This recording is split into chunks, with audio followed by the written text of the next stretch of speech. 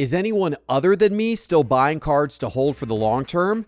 If you aren't, you might be missing out on a huge opportunity. I'm feeling good. Getting better. Feeling good. I can't let it go. I'm feeling good. 'Cause I never say never. Hello, and here we go. Welcome to another episode of The Geoff Wilson Show. If I only had a time machine, I'd zoom back to the 1950s and buy Mickey Mantle cards, or to the 1980s and buy Michael Jordan cards, or to 2003 and buy LeBron James exquisite cards. But what if 2023 is the year that future card collectors wish they could zoom back to? What if the prices we're seeing on iconic Grail cards today are going to look ridiculously cheap in 10 years? Now, I know many of you don't think so. You think prices will continue to fall and fall and fall some more because that's largely what we've seen for 2 years now. But I'll remind you that in the 1990s, collectors who bought big cards were also laughed at.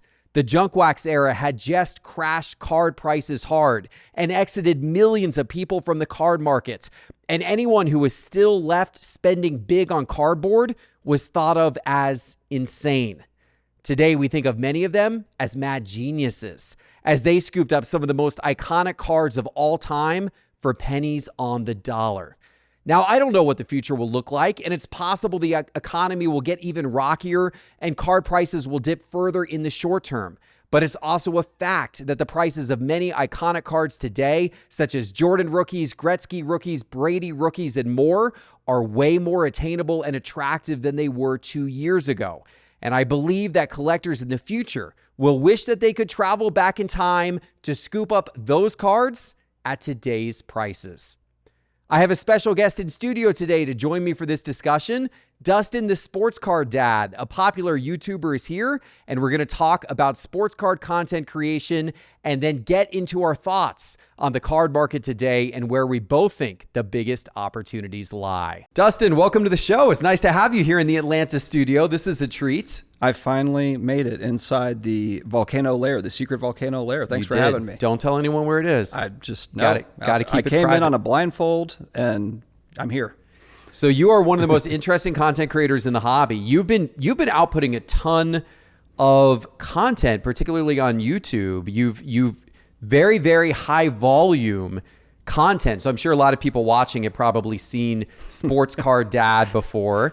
Actually, formerly Personal Finance Dad, right? That's right. Yeah. So, and that's when I started watching you, back when you and comeback card investor Brad were doing a lot of shows together. And tell us kind of how you got started in all of that and how your show has morphed to what it is today.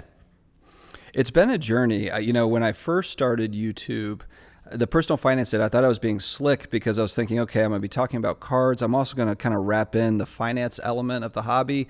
So I'll call it the Personal Finance Dad because that kind of encompasses everything. Right. I could talk about all sorts of different things. And this was 2020? March of 2020. Yeah, I had been talking about it, and actually give your show credit as well as some of the others. But, I watched you guys kind of doing some of the commentary, and I was just kind of left wanting for more of the stuff. I was like, man, what about these topics or that topics? And I think I found you July of 2019, July or August. Yeah, I was right when we started. Yeah. And I didn't see your first episode. It was like 3 episodes in, and then I went back and watched them, and I was like, man, I can't wait for that next episode. And so it kind of got the wheels turning. Could I do this?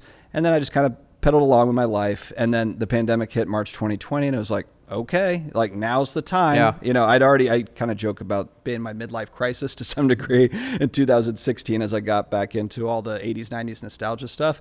2018, I started buying and selling a lot of collectibles, and then it just kind of slowly, I was like, this content is pretty cool. I'd like to get into it. I told my wife, she's like, okay. And then finally it was like, okay, March 2020, it's time to get started. And that was still very early in the game of sports card content creation. Yeah. When I started Sports Card Investor back in December 2019, there was almost nothing out there on YouTube in particular. There were some podcasts, but really almost nothing on YouTube other than breaking or people showing off cards and talking about their collections. There wasn't really any commentary, or analysis or any of that type of thing that was taking place. and then you came along March of 2020, and that was still new. There weren't that many content creators at that point in time. You and Brad were two of kind of the early ones that joined the space. And unlike many content creators, you've stayed very consistent with it. And in fact, recently you've even ramped up, the amount of content you're outputting. So how has this journey now kind of taken you from that point where you started to where you are today? When I first started, it was obviously a passion project. I mean, you're putting out content. When you first start, you don't know if anybody's going to enjoy it. You don't know anyone's going to like or subscribe and all the things that you ask people to do. And it was a way to kind of deal with the pandemic and all the thing being home and just trying to deal with that. So it's like, you know what? I can put out an episode a day. I didn't have, if you go back to my original stuff, it's pretty dry. I mean, it's me and like, in the basement with like nothing on the back wall. And it's just like on my iPhone, for 10 minutes. And I talk about a specific topic. And I realized, you know what, I can put this together in 60 to 90 minutes a day. So what's my excuse, if this is something I really enjoy, the extension of my hobby experience, to get a video out every day? And so that's really how I did it. And you hear the Gary V's of the world talking about content, be consistent. You always hear that. You can't put a video out once every 2 months and expect to go viral and have some sort of a following. And so I said to myself, I'm going to do this and be really consistent and just see what happens. And fortunately, kind of like what you had mentioned, we were some of the early ones into where it's not as if I was getting 100 subscribers a day or anything, but it was slow and incremental. It might have been five a day, 5 this day, and then 8 the next, and then 2 the next. But it was progress, and so I think it was always kind of like, okay, just keep going.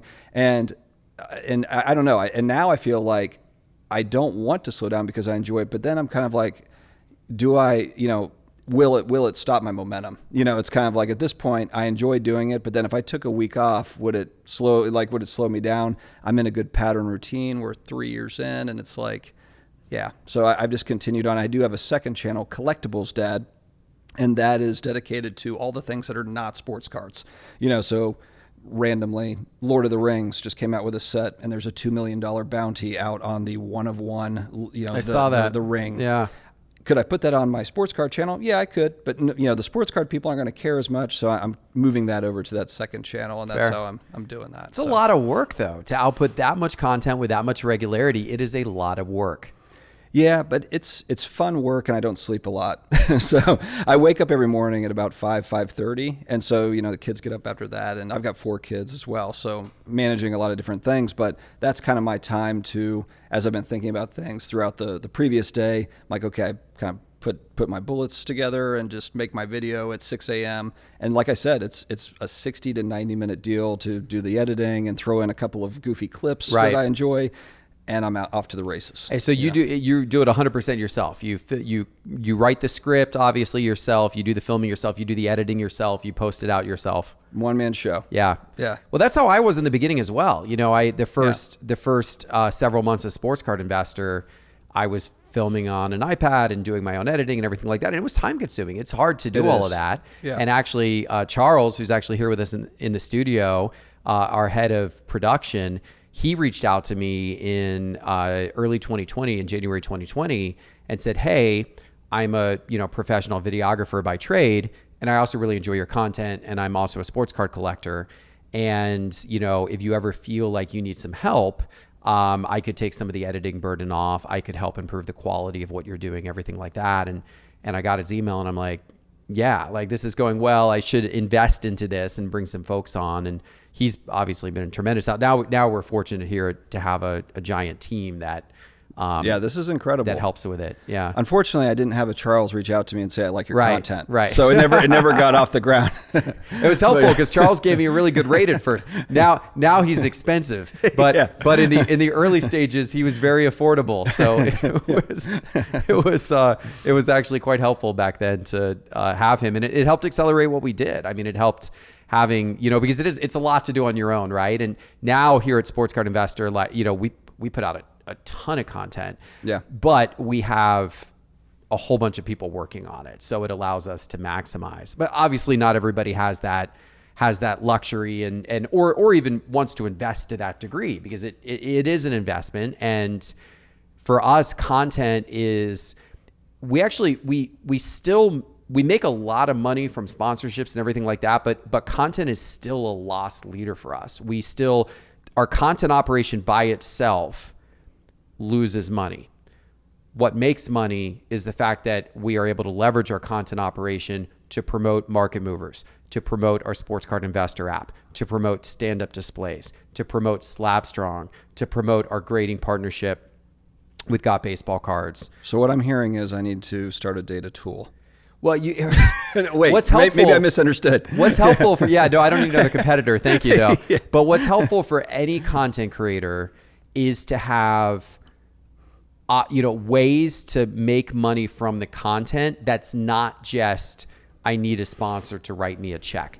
A sponsor writing me a check is good, right. And it's certainly helpful. But if you can get cut in to other paths to make money through either having your own products that you're selling, that you created, or that you've white labeled from somebody, or having affiliate deals where you're helping sell somebody else's product and you're getting a cut of the product, or investing in a company and then promoting that company because it comes back to you in the form of, being the investor, getting the compensation off of it, whatever pathway, having something like that, can be beneficial. I think too with you guys, what really kind of separated, I feel, or just maybe an inflection point was when everything opened back up and shows became a big thing again. And you kind of had the big production team coming with you. And I remember Dallas in May going back to 2021. I was there at that show and I remember you were there.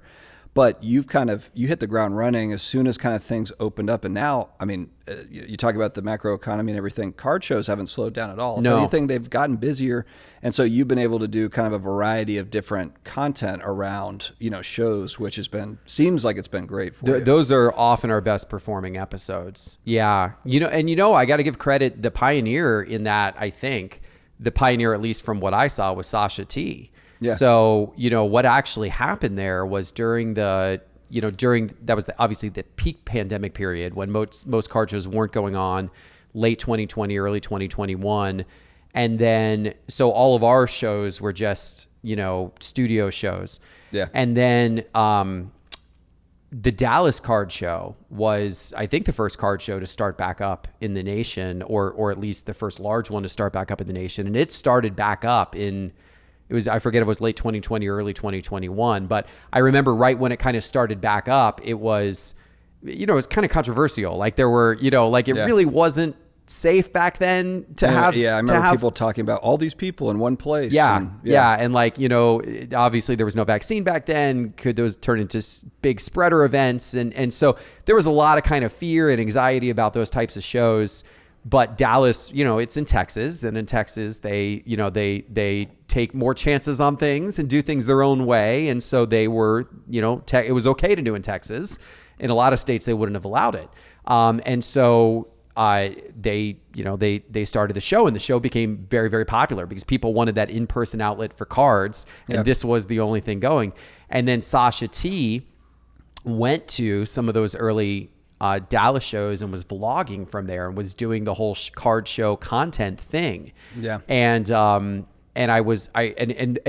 videos he did became really, really popular really quickly. And my team and we all watched those videos and we're like, oh wow, it's a good format. And there's a very much a thirst for it, which you can see. Oh yeah. And so as soon as we were able to go to shows ourselves, we were really excited about doing it. And we were kind of thinking about how could we do that, but put our own spin on it and kind of do it in our own way. But we knew like that's an area we've got to expand into and do content because we see how great that content can be and what the thirst for it is. And so, we hit the Miami card show in April of 2021. That was the first one that we went to as a team. And covering it. I mean, obviously I had gone to a bunch of card shows pre-pandemic, but the first one that we were actually like covering.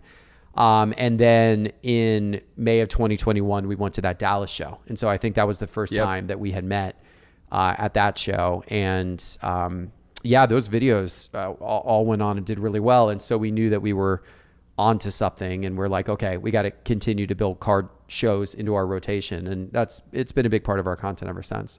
Yeah, it's got to be a huge commitment, though, too. You're traveling with a team, and it's kind of like what you said. It's not necessarily a big profit center, but your face and your name is out there, and it's getting it's marketing.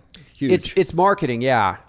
Because you get good viewership on that type of thing. It is costly, right? Because you have to fly, you got to fly the team out, you got to get to hotels, and that's the thing, like having that way to monetize the content beyond just ad revenue or sponsorship revenue. For us, it's those other things that I talked about. But for people like Card Collector 2 or Roth Cards, for them, or Sasha back then, for them, it was putting them in front of more deals, being able to do more buying and selling, and then also cards they're picking up, having a whole audience that's now seeing those cards that maybe the audience wants those cards, so they're going to message them and make offers and that kind of stuff. So it really almost helped accelerate their buying and selling business. So that was kind of how they were monetizing, in addition to, the ad revenue. A little bit of a different, monetization strategy than us, but having that extra outlet is helpful because it's a commitment. It's a time commitment. It's a cost commitment to do it. And that's what is challenging for so many new content creators in this space. They tend, new content creators tend to have a difficult time doing it with enough consistency over the long run, particularly if their path to like making money from it is somewhat unclear. So like the passion gets you going for a while, but then it's like, okay, now it's starting to feel like a little bit of a drag at times. So what's my business plan here? And the YouTube ad revenue pays poop. And I think there's a misconception there too. And I agree. I think maybe people, and I don't think it matters the age. I just think that anyone getting into content creation, they might think, okay, I get monetized and then I get that ad share revenue. And maybe you think of Graham Stephan, or you think of some of these folks with millions of followers. Maybe they make X, but as a smaller content creator, you're just not going to make that type of money. No, you don't. I mean, it's peanuts. So you got to look external. Assuming you care about monetizing it, and some people don't at all. They just, it's a passion project, and that's all they want to do. But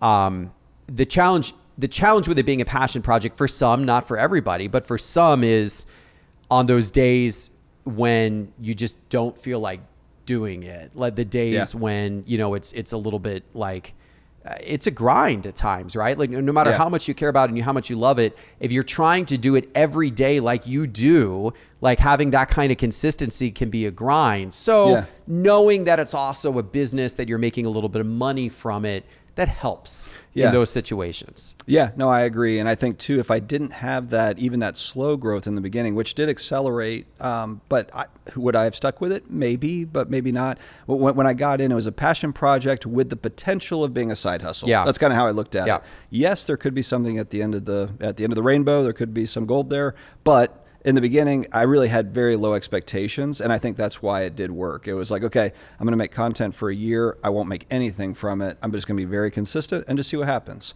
It's the right attitude. And then it did accelerate faster than a year. I was monetized in a few months, and it just kind of like, it just worked. But you're right, though. I mean, if it doesn't happen that way, I don't fault people for just saying like, well, this takes time and it's a lot of work, so...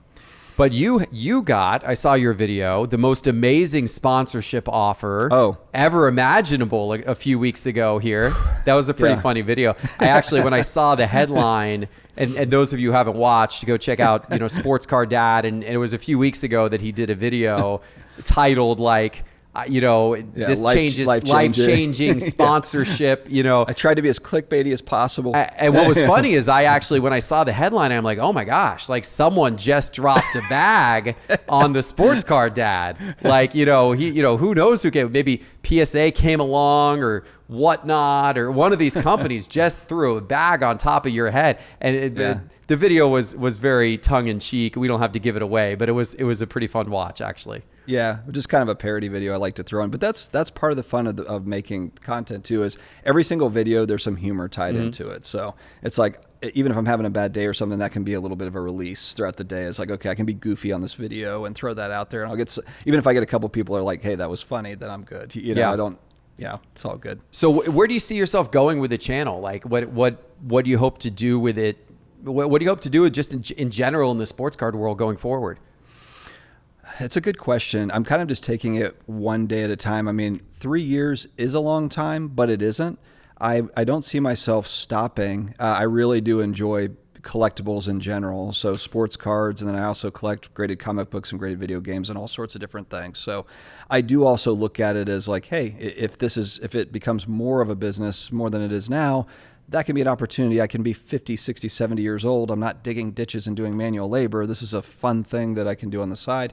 So I'll continue on. As far as growth goes, and I'll probably talk to you offline about this. What are some tips, tricks maybe that I could utilize? I'm always looking to grow, but like I said, it's not necessarily like I need to hit this milestone or I'm quitting. It's kind of more of like I want to see just some consistent growth there and just keep enjoying it. I only make content that I enjoy doing. Right. So that's the main thing. It's a good attitude. I like it. It's fun. Well, you're going to have some interesting market perspective because you do collect sports cards, but you do collect some of the other areas as well. Yep. And you did a video recently, which I completely disagree with, and we're going to talk about it here, but you did a video recently where you said that you thought the PSA 10 Mickey Mantle would sell for less today than the record-breaking sale of the SGC 9.5 Mickey Mantle, which I think at this point sold, about exactly a year ago. Yeah. That sold for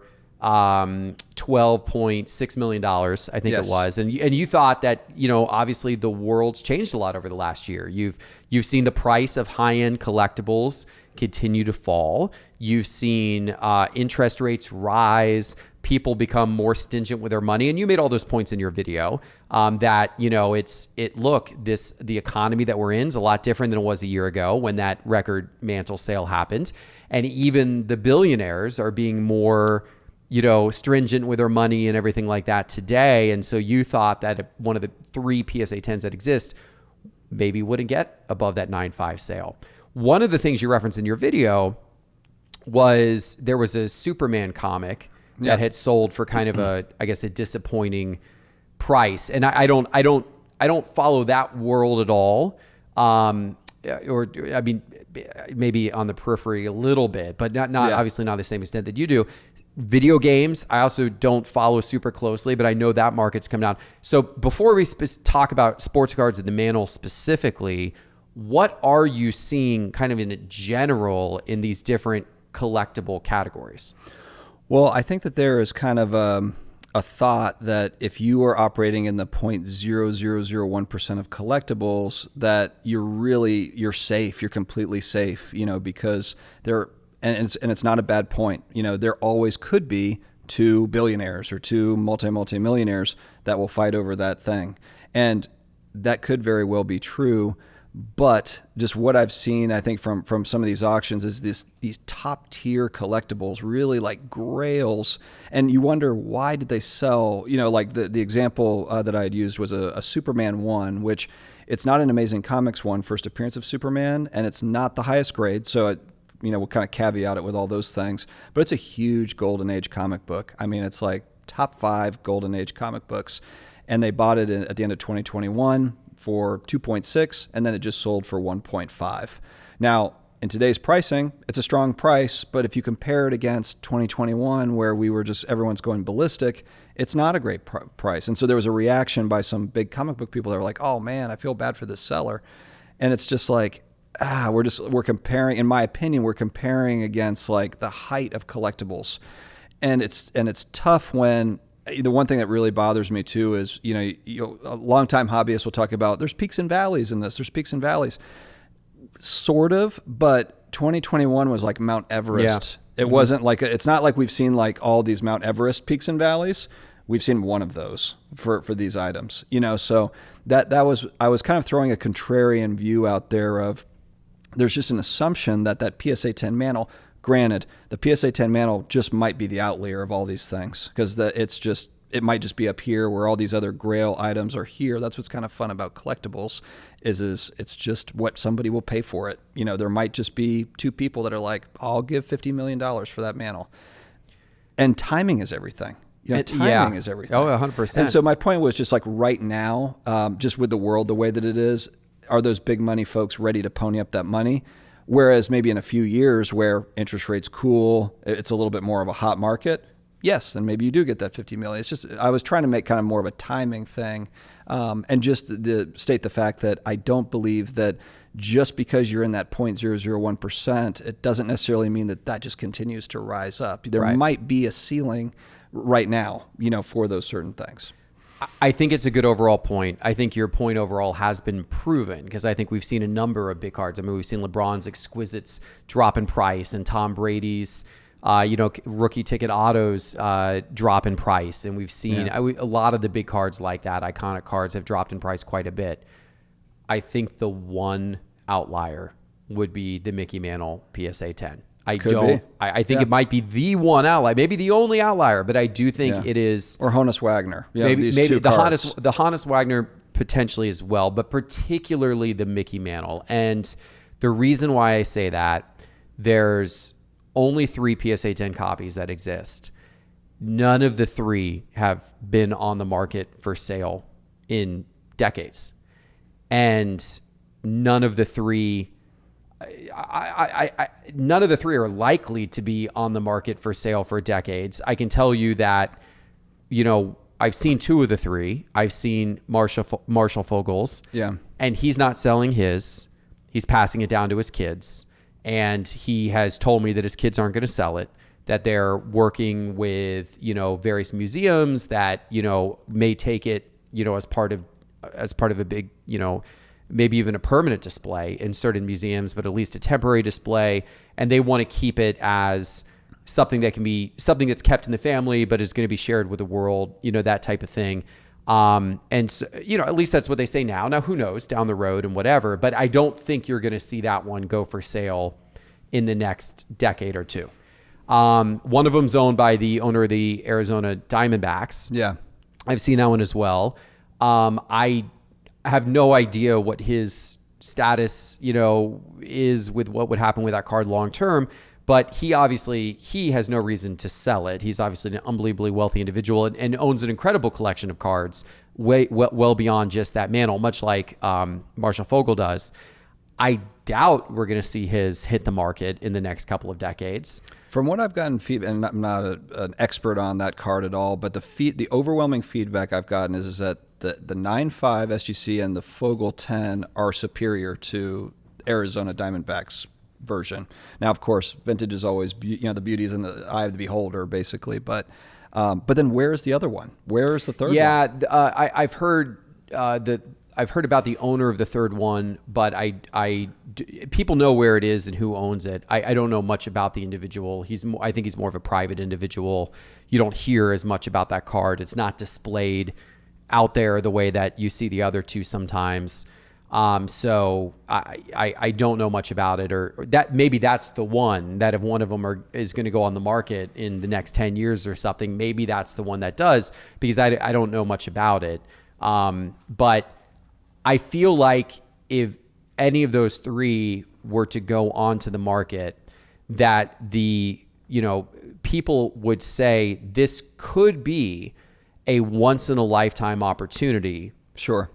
To have a chance to bid on this card, because it's possible that the other 2 copies in the rest of your life and the rest of my life will never be sold. It's very possible, right? So if you want to own the absolute pinnacle of sports cards, like the number 1, most iconic, best sports card out there, this is your once in a lifetime opportunity to potentially own it. And that's a good point, where you have other Grail sports cards that, huge cards in the hobby, like the LeBron RPA, for example, that, it just gets resold and resold and resold. So you're right. I mean, maybe just the fact that it just doesn't go up for sale. Right. That's what draws it. And it's the clear number 1. So, I mean, even the Superman comic you referenced, that's not the clear number 1. No. It's a great card, but just like the LeBron Exquisite is a great card, but neither are the clear number 1, right? And there's multiple copies of that Spider-Man comic, some in better grades.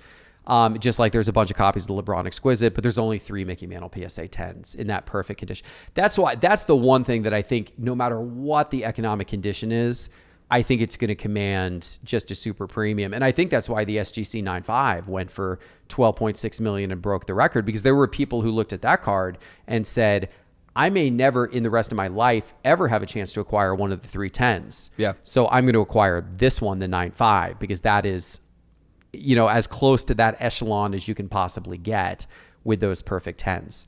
So yeah, I think it would still, that card I do think would still go for a lot. I mean, I think that any of the three of them would, my guess is any of the three of them would go for at least 30 million, but I don't know. We may never know. We may never find out. It's possible that none of them will ever hit the market, and who knows? I know. I'd love to see it. Well, I'll either get a lot of flack, or someone will be like, "Wow, you nailed it. It went for 12.8 or something, or it went for about the same." And really, I'm just basing that on the current environment, But you are right. I mean, that is something that really could just supersede all logic. It's just like I'll never get a shot at it. It's like it's actually like a holy grail. You might never see it again. Yeah. So fair enough. So that card removed, right? Because that's possibly the exception. You are right, though, if you look at the greater landscape, that we've seen obviously so many things come down from their record peak prices in 2021. And I've kind of reached the point, and I did a video at the beginning of this year kind of predicting, what the future was of card prices and, are we at the bottom? Is the bottom near? In fact, I think you did a little bit of commentary on that at the time. And my point in that video was like, let's forget that the peak ever happened. Like, let's, comparing everything to the peak is comparing everything. At least now it's obvious to us that it's comparing everything to this once in a lifetime event that was this culmination of crazy factors that, kind of stretch things beyond, realistic market bounds during a normal time period. So I feel like you almost have to remove that peak from the equation. And so then I started drawing the parallel of where is the market today compared to where the market was in March of 2020 before the pandemic occurred. Because to me, that was like a better comparison point, because I'm like, we're going to forget that whole rise and fall, and we're going to look at today back to March of 2020.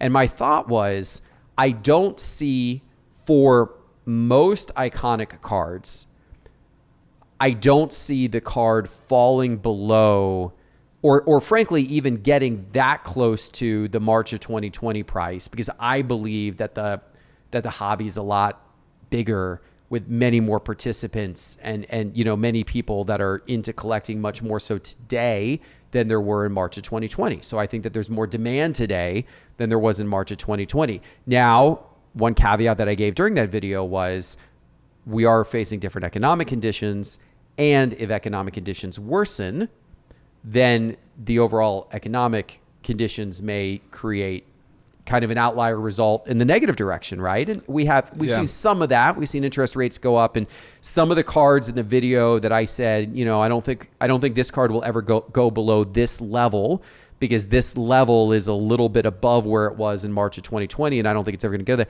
Some of those cards have gotten somewhat close to kind of those levels. They haven't dipped below the levels yet. Right. They've stayed above the level that I said. I don't think those cards are going to go below those levels. Will they go below the levels? I don't think they will, but I don't know. If interest rates do get hiked twice more this year, and if, we're in a full-blown recession the second half of the year, then who knows? It would be nice, though. It would be nice to reach a time of stabilization, and we generally have reached a time of stabilization over the last 12 months compared to, the 12 months prior, where things were dropping pretty steadily. But we're still not at a point yet. You're still seeing generally more things tick down than up. Well, I think too, the challenge, there's a challenge for long-term holders. Like I've talked about your Steph Curry trade that you made, and I actually like the trade. But I kind of felt like, look, I feel like the guy, like you both won the trade. The guy that got the vintage cards probably be fine, and then I really like the Curry card. The only question mark around the Curry card is there more room for it to fall? The price point. That's the only question. There's not a question of the card itself. unless Curry does some, OJ Simpson weirdness, that's the only other risk that you have with people. But I mean, I really like that trade for both sides. But I think that's really the challenge is if we do enter into some sort of, just not even necessarily a recession, but just kind of a weak economy over the next couple of years, does another one pop up for 80,000 or something? And then maybe you get both of them, because you're just dollar cost averaging down. I don't know, but I think that's kind of because I do similar things where I'm kind of piecing longer term stuff. I'm not, it's funny because people are like, oh man, there's so much, prospecting in 2019, 2020. Why weren't you buying these iconic cards and this and that? I don't think we should be so hard on ourselves because there was a lot of price action on Mitchell Robinson cards. 100%. So it's like, okay, I could go and buy Michael Jordan stuff, but I could also buy pretty cheap Mitchell Robinson cards and flip them for double. And I mean, it was like, and if you're on a set budget, I feel like you almost had to take advantage of those moments, where you could flip a third tier player on the Knicks, at the time. And that was fun, and you could build a bankroll and you could do all those things. So people, I think are too hard on themselves with I was prospecting. Prospecting's fun when there's a lot of speculation money in the market. Then when the spec money gets sucked out, then you get held with the bag for certain things or whatever, or, that's how it works right now. The problem was just people who didn't sell. Right. And that's more the problem. Like, should have been more of a short-term thinking behind that stuff. Yeah. Yeah. But I mean, and now it's funny because now you shift to collect what you like. And now it's like you're buying in your PC. But the big reason for that is because prospecting and flipping is it's not as available to you now as it was 2 or 3 years ago. If all of a sudden we came into a 2020 environment again, magically, I think we would see a lot of prospecting action again. That's just the name of the game. So I think people ebb and flow and money moves where, like that. And I think, yes, 100%. And it's funny, obviously there's been a lot of criticism of, Sports Card Investor and me and some of the content that we've made over the years and all that kind of stuff. And a lot of that criticism has ramped up over the last year, 2 years, as prices have been falling. And I part of me believes that a lot of, and not just the criticism of us, but a lot of the negativity and a lot of the, negative content and grumpiness and all this kind of stuff. I mean, I think when the prices were all going up in 2019 and 2020, there wasn't criticism. There was very scant. I shouldn't say there wasn't any. We got a little bit of criticism, but there was scant criticism around, oh, your top 5 cards. This is flipping content. All of these cards are short term. Why are you telling people to buy Trae Young? He's, yada. Why are you telling people to buy this guy? Like all of that criticism, it didn't exist back in 2019 or 2020, especially to the extent that it exists now, because everyone was making money on it. Everybody was seeing the cards go up and everyone was playing that game. Everybody loved the speculating game because the flipping and the speculating was happening to such a degree. All the prices have gone down quite a bit the last couple of years. The speculators have gotten beat up. The flippers have fled out of the market. And so now it's like, oh, well, anyone who, is creating financial content and everything like that was bad content. You shouldn't have been creating that content. It was bad content. And I'm like, okay, look, we have shifted our content to do a lot more collector-friendly content and to do, to really focus on great collectors and great collections. And we're all, like, everyone here at Sports Card Investors, very heavily collectors as well, myself included. Right. So we talk a lot about that type of thing. But I also think you're seeing a little bit of an overreaction now in the opposite direction. I think you're seeing a little bit of an overreaction. Anti-flipper, anti-speculator, anti-buying the unproven rookie, anti-ultra-modern cards, anti-prospecting. You're seeing so much of that now because so many people got burned on that over the last couple of years.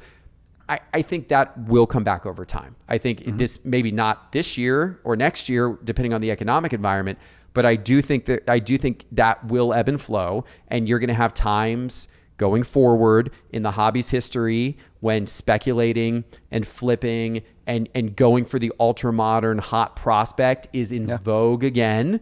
And a lot of people are making money off of it. And then I think you're gonna have times like we have today where that's not working well. People have lost money, and now everybody's looking for either really safe vintage stuff, goats, or they're looking just to buy for their PC, and they're like kind of, ultra modern right now is like, the devil for many people, right? Well, the other thing that kind of exasperates ultra modern a little bit right now are product prices. I mean, even I was in Target the other day, and there was optic basketball on the. It was the first time, and I don't go into Walmart and Target and look at cards all the time, but I was like, okay, I'm in a Target. I'm gonna go look, and the guy was actually stocking the stuff. He's like, anything you looking for in particular? And I was just, I'm just looking, and an optic blaster for basketball is $49 at Walmart or at Target, and I'm thinking like, I remember a few years ago these were probably $15 or $20 boxes. $19, yeah. Is there even a rookie class to be excited about? I mean, I'm just thinking like, man, just the barrier to entry, and I feel like it's just kind of what happens. It just reminds me, and again, people will say it's different. It reminds me of the early 90s where you had such a huge move. Like, okay, we've got mainstream demand coming in for new product. Companies adapt to that by upping the print run, but it's almost like they can't reverse it in time. Like now the market's contracted, but it's too late. Yeah. They've already printed the stuff. The prices are already raised. And so you're sitting there, and that's why it's just sitting on the shelves. It'll probably go on sale. These blaster boxes. Yeah. And so we probably have, again, I can't see the future, but you might have like a couple of years where the stuff is just kind of, 91 Pro Set football, or whatever. It's just kind of the same story, but very expensive. Yeah. So I think that's tough for people, collector, investor, speculator, whatever, for new product.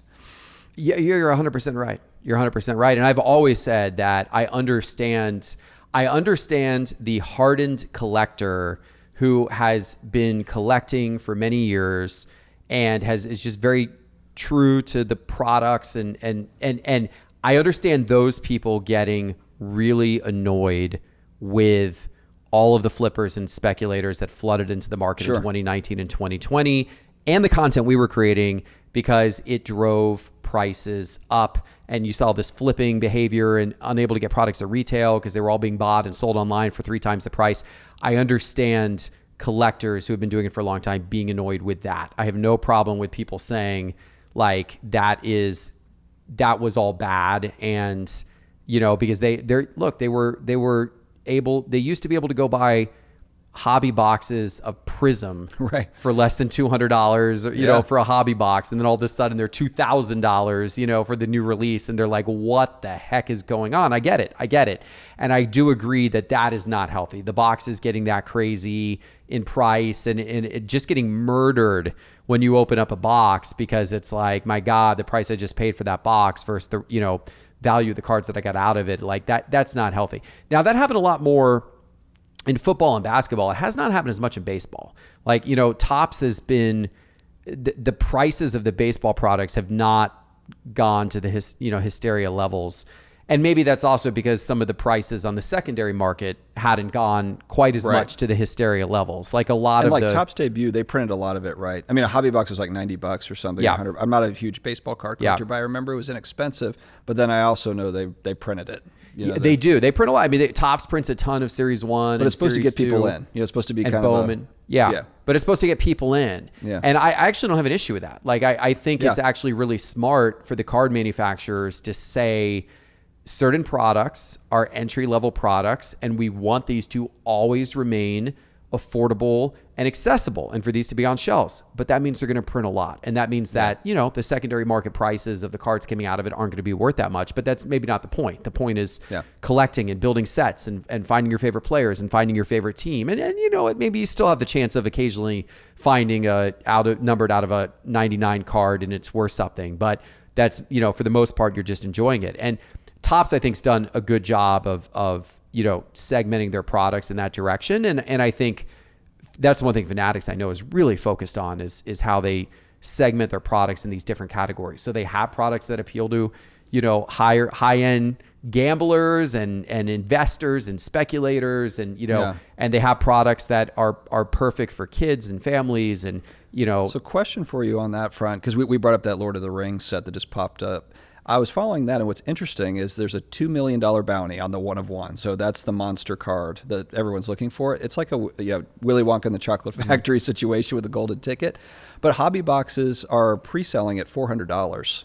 So, I mean, but if you do the math compared to like what we see in sports cards, $400 is kind of bargain shopping if you're looking for that one, for the right. If the lotto ticket is $2 million, I'm not saying go out and get Lord of the Rings stuff, but how would you feel if they did that for like a debut product, kind of like a lower end product? Yeah. But there is a monster. I think it makes a ton of sense. I think it makes a ton of sense.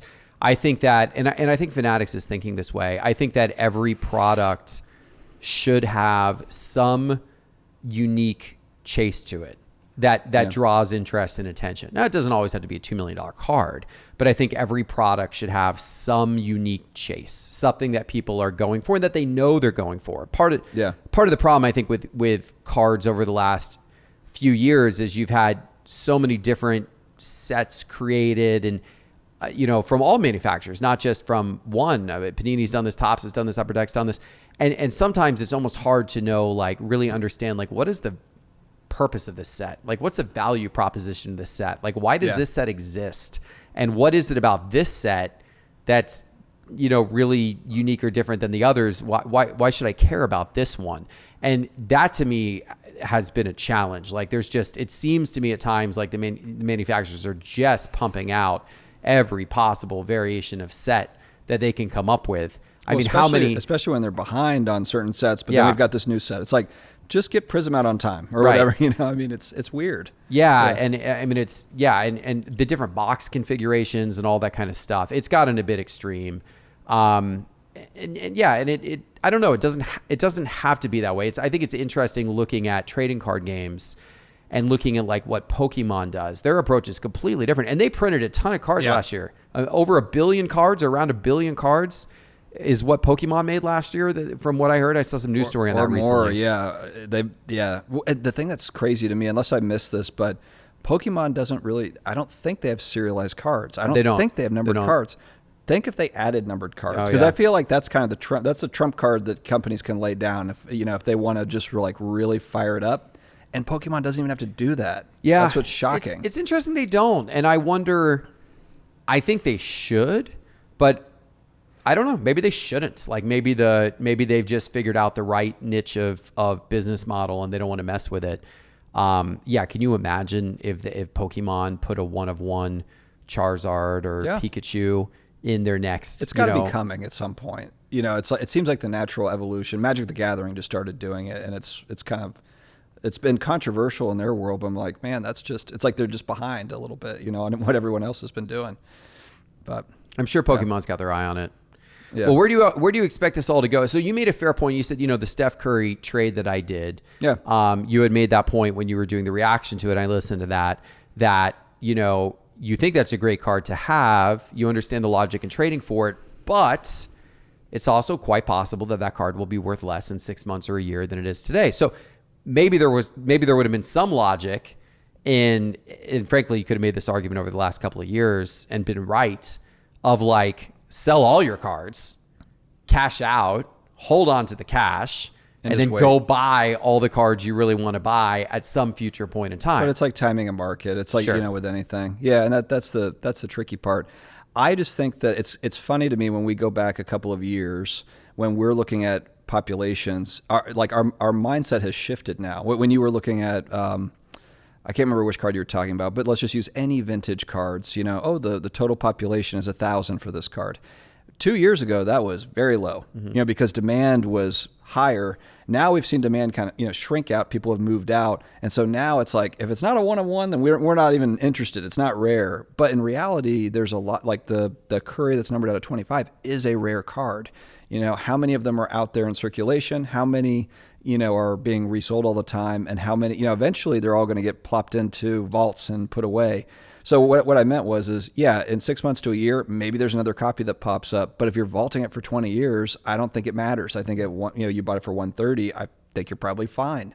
But most people don't have a long-term Marshall Fogel hold. Yeah. And maybe they can't. I've seen high-end people that are selling because financially they've run into issues. So they were vaulting that. They were holding that for 20 years, but something went sideways. They've got to sell it.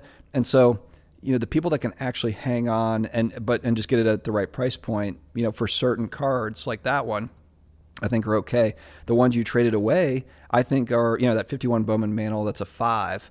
And you make a good point. They're out there. That's not an extremely rare card, but I don't think that his legend lessens 20 or 30 years down the road. So I think that eventually that card is worth more as well, for certain cards. So and that's why I thought it was a win-win. I just think that right now we're deep in the bear market. We might have a couple more years of a bear market, but I think that the mindset has completely changed. And I know you probably see it comment section of your videos. The comment section for my videos going back a couple years ago was all excited and happy. And now it's pretty dismal, in the comment section, and for good reason for certain things. But you see this thing, attitude, consumer confidence, it does ebb and flow. That part does. And so I think that comes back though. I don't think that that's forever. I think that I kind of liken this to a 2008, 2009, 2010 situation. I'm not saying that we're going back to 2021 prices anytime soon, but I do think we get back to some normalcy in a couple of years. We just have to shake out this. Look, I mean, with all the the trillions of dollars that came in over the last few years, we have to just get through that. We've got to work through that. I mean, they're going to tighten it up, and then they'll have to loosen it up. And then all the after effects from that too. I mean, one thing we've seen. I mean, part of the reason why the high end market has fallen so hard is because there's been so much supply of high end cards hitting the market for sale over the last few years. At first, it was all these high-end cards hitting the market for sale because these record prices were being achieved back in early 2021. I mean, you saw after those couple of Jordans in early 2021, the Jordan 10 86 Fleers went for, $720,000 or whatever. Yeah.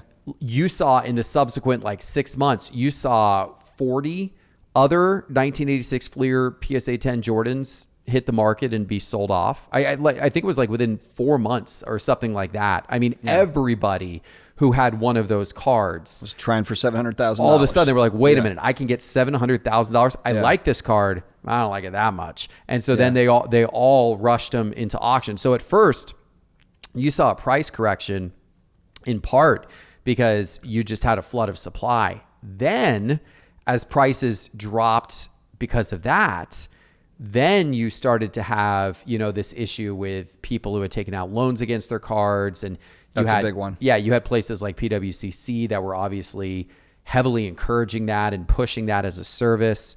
And then all of a sudden people got upside down. These loans were all given, typically based on, 40 or 50% of the value of the card. I think in some cases, maybe even 60% of the value of the card.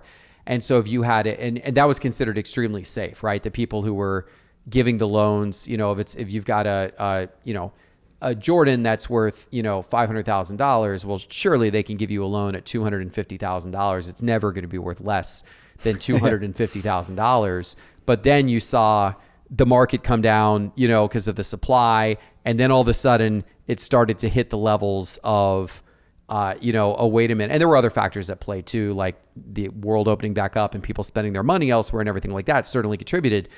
But those card prices all of a sudden hit that level of the loan amount. And so then all of a sudden you had all these, margin calls. You had all these people, all these companies would say, oh, wait a minute, we got to get this loan money back because it's not, what we're securing it with your card is no longer as valuable as what we thought it was. So, and then people couldn't pay the loans back, and all of a sudden those cards ended up being forced sold. Yeah. And so we've seen a lot of that over the last year, a lot of these cards being forced sold. So that's then driven prices down further because you now got a lot of supply, out there for that reason, all this stuff. At some point, all of that's going to curb. At some point, you're finally going to stop seeing all of that, which will then, hopefully you'll see less supply just constantly hitting the market of the high end cards, which will then, should stabilize that market somewhat. Now, who knows with the economy and, who knows, but that should stabilize that market. And so, this stuff is not going to go down to zero. At some point, it's going to stabilize. And at some point, it might actually start to go up again. And as we talked about earlier, speculating and flipping and all that kind of stuff people might actually get back into that again. And then that will further fuel an increase. I don't know when it's going to be. I'm hoping sooner rather than later, but there's a lot of, X factors at play. But I am still very confident that we are in a downwards ebb and there will be an upwards ebb. And then the other thing that keeps me confident about that as well is Fanatics and all the work that they're doing. And we still haven't yet seen 1/100th of what the muscle that they're actually going to bring to the table. And I think we will. And it's going to take a little while. They got to get the licenses for NFL and NBA, and they've got to have all their staff fully geared up and have all these things in play. This is a multi-year process for them to get to where they want to go. But they will eventually get there. And when they do, I think it's going to have a substantial impact on the growth of this whole thing. I think too and you're a high-end buyer. I'm not as much a high-end buyer. I like to follow it, but I just think there's going to be, you had mentioned the loans, PwCC Alt Investacard, or what he had turned into, that company. But I heard this past week that there was a guy that essentially had taken out all sorts of different loans and then just had to liquidate to get out from underneath this stuff. And so I just think the next 6 months, 12 months, patience is going to be, I think it's going to pay off for a lot of cards, because and this was just this past week where he liquidated some huge cards, baseball cards. I won't call out exactly what it was, but I think there's more of that coming down the line. And it's not to say these loan companies fail or any of that. It's just that there's going to be really nice inventory that just needs to be sold at auction, because they've got to cover interest on loans, and they're, it's going to be, it's still happening. So I think just a little bit of patience will pay. Obviously, look, if there's one of ones and stuff that just doesn't pop up, then you do what you can with, you have to make that call. But it's going to be a fun time. It's going to be fun to watch. But I agree. I do think that there's a lot of kind of correcting that's happening now, and then eventually it'll kind of. But the one thing I too wonder is how many folks are, because if you look at like a Marshall Fogel that's holding for a long period of time, I look at you as kind of a person similar to that, where you want to have a very specific collection that you're holding for an extended period of time, keeping some for your kids, maybe you sell off for retirement in 30 years, some of it, whatever. But how many people, are there enough people out there? Because I almost wonder if there's not enough vaulters that are holding, then you continuously have the flip game, but it only pays off for someone like you that's going to then pick it up and hold it long term.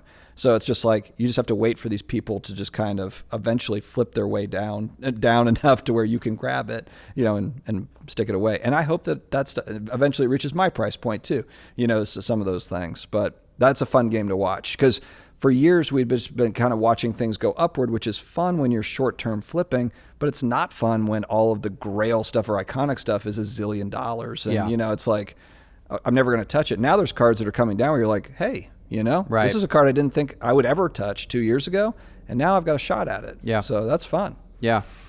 Yeah, no, it's definitely an interesting perspective. I think newer cards are naturally more susceptible to people flipping them. Older cards are naturally more susceptible to having been locked away in collections, simply because they've been out for more years. So there's been more time for people to lock those cards away in their collections. I think, while you might see, like using the Steph Curry, for example, you probably would have seen, if 10 years ago, if the market 10 years ago was like it was today, you probably would have seen those National Treasures cards of Steph Curry hitting the market every single month.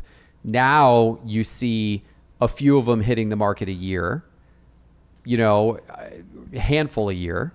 20 or 30 years from now, you might see one hitting the market a year or something like that, right? Because I think that they're just naturally, a lot of cards eventually will find a buyer who says, I really like this one. It's no longer for sale.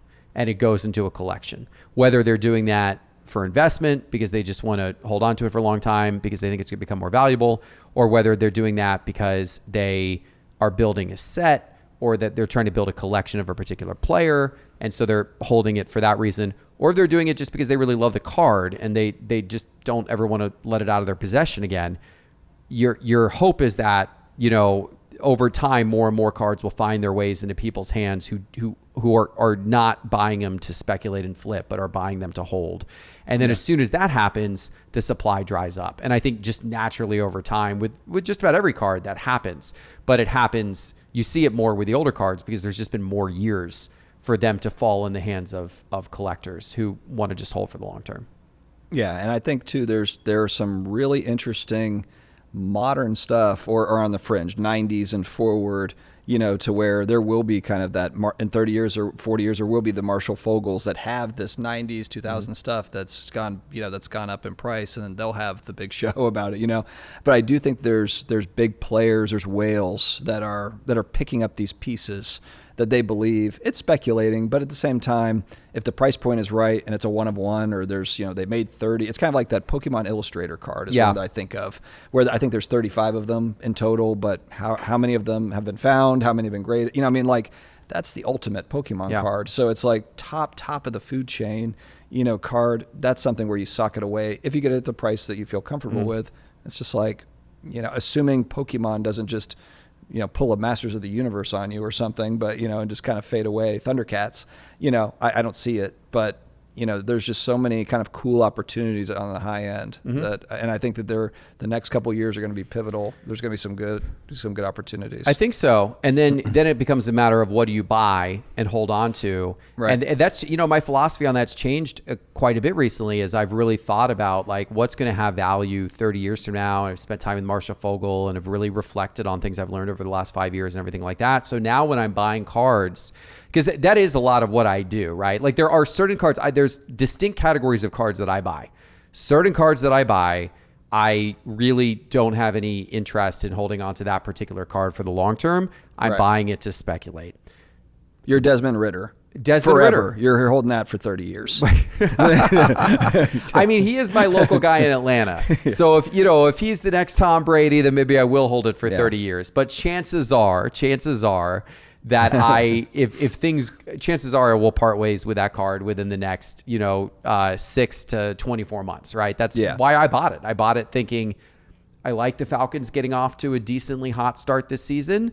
I like Ritter showing improvement. I like interest building around his cards. Yeah. And I like the opportunity that I might be able to sell that for more than I bought it for. Like that's largely the reason why I bought that one. No, I knew that. Yeah. They've got the Buzzsaw Saints that are going to be tough to get through, but so. Well, the Derek Carr Saints, I mean, they should be better. The Derek Carr Saints, we'll see. But so, there's those cards. That's the distinct category. But the cards that I am buying to lock in the vault and put away for the long term, that's where I've really rethought things, because I had a lot of cards in that category in my vault that were ones that I thought were high quality cards, but they weren't best of the best. They weren't super rare. They were just high quality cards. They were, a PSA 10 of Steph Curry's Topps Chrome rookie. That's a high quality card. There's actually not that many of them out there. That was a low population count year. There's 100 and something, I think, of that card in PSA 10 that exist. So, relatively low population compared to, what a lot of people think of as high and low population. Right. But then I really said to myself, I'm like, well, but how much is that card really going to be worth in 30 years if there are 100 something of them that exist versus another card of which, again, in my case, that's Steph Curry. Well, that one, there's only 25 that exist. And so you're whittling down, and it's, granted, it costs a lot more. And so that's the challenge. So it's, do you sell?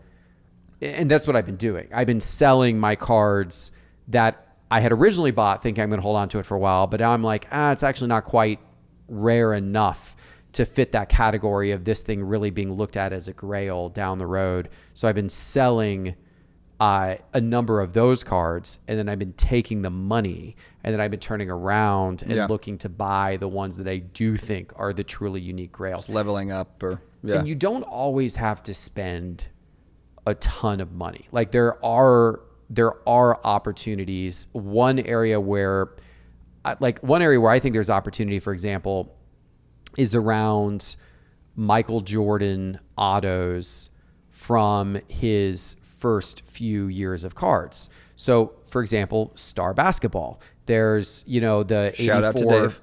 Shout out to Dave, our friend, the Star collector.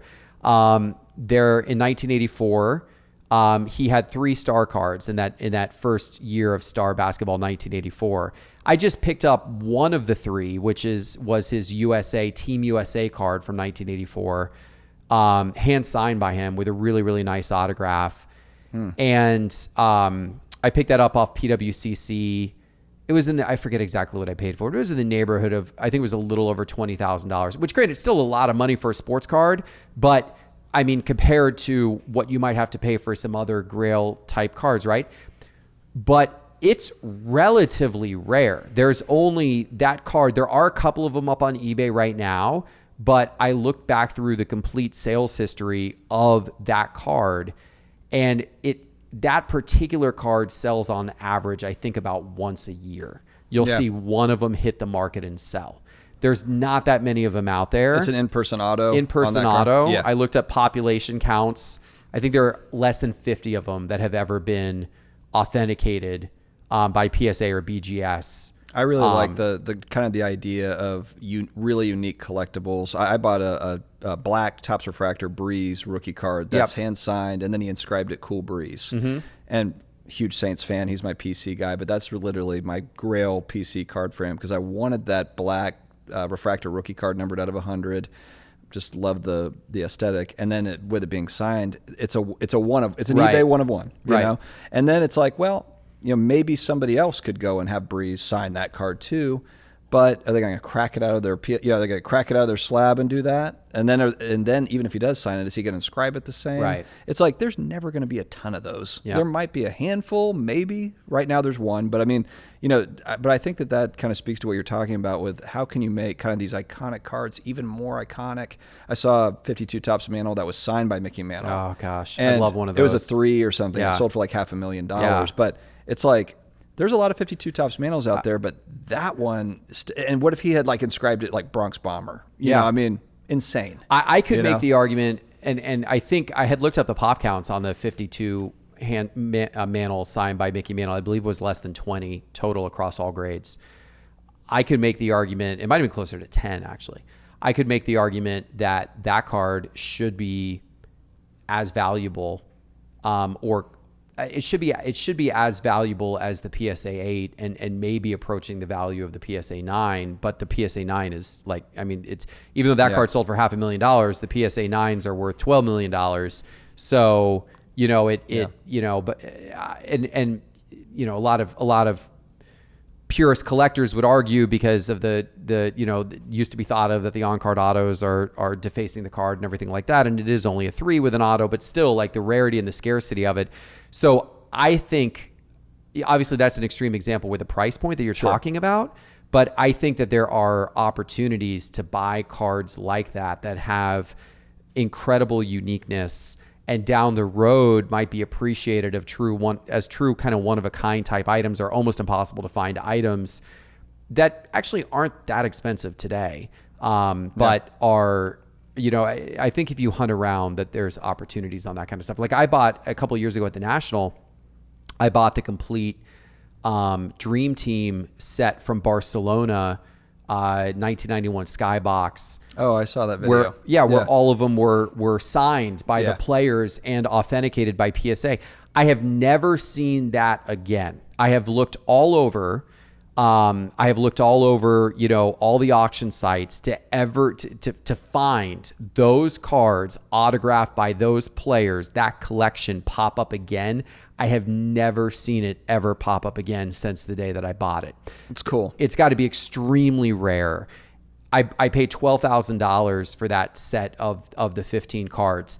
To me, that is something that could be worth way more down the road. Yeah, for the right collectors. If you had like just a handful of people interested.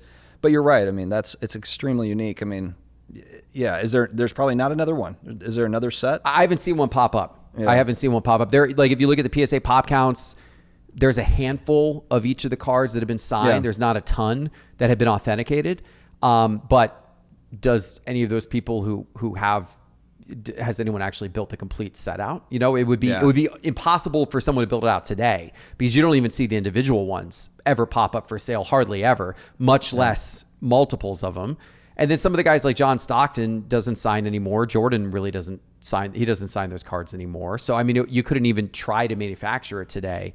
Plus, not only that, but you've got, I think 2 of the coaches from that team had passed on and they had signed. So You know, yeah, that's one of those kind of real unique things that, yeah, sure, $12,000 is still a lot of money, but it's one of those pieces that I'm like, that could really be something down the road. Where a $12,000 Joe Burrow Prism Disco gold out of 10, you know, like that's on even in the pantheon of Joe Burrow cards, that's on down the list compared to National Treasures and Flawless and you know, all of his one of ones across all these different sets and, you know, true Prism gold and all that kind of stuff. And so, I reference that one in particular because I bought a Joe Burrow gold disco Prism. Oh yeah, that was in the trade. That was in the trade. I bought it for 12,000,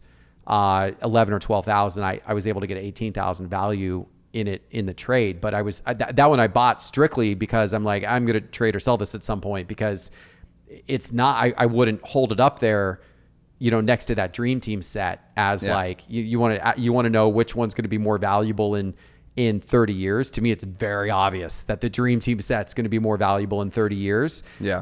But they were both the same price.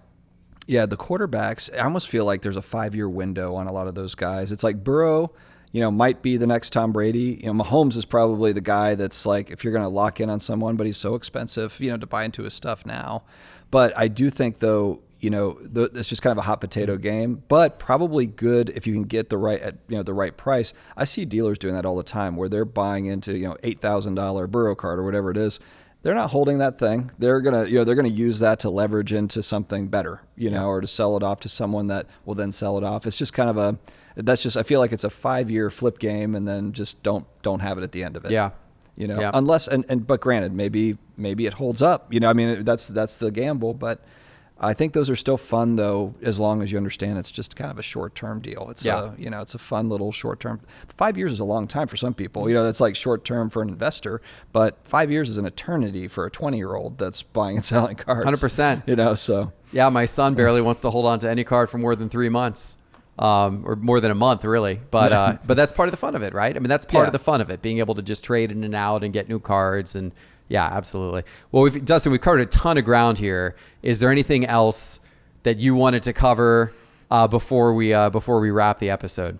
No, I think that we did great. No, I appreciate you having me here. I know I've been reviewing the show over the last couple of months. I have fun watching it. And now, hey guys, if you review the show enough, then maybe you can be sitting here talking about it. No. Well, some people. Yeah. Your reviews have been fair and balanced. Not all of them always go that way. Dustin, tell everybody if they haven't seen Sports Card Dad, tell everybody how they can find you and connect with you. Yeah, I'm the Sports Card Dad on YouTube, and I'm at Sports Card Dad on Instagram. Those are probably the two best ways. And Collectibles Dad, the second channel for all the non-sports stuff. I look forward to watching that one. I haven't given that one a watch yet. Check it out. Do you change the Luca painting in your background to something else? I've tried to move the camera around to other walls. Okay. It doesn't quite work. I was actually talking to Charles about lighting because it's not quite. I'm still trying to figure that part out, but it's the same. It's the same shtick. Right. I'm just talking about other stuff. Yeah. Cool. Awesome. Good. Well, the more the better. We appreciate it, Dustin. Thanks for being a great content creator, and thanks for joining the Geoff Wilson Show. Appreciate it. Awesome. Thanks, man. Take care, everybody.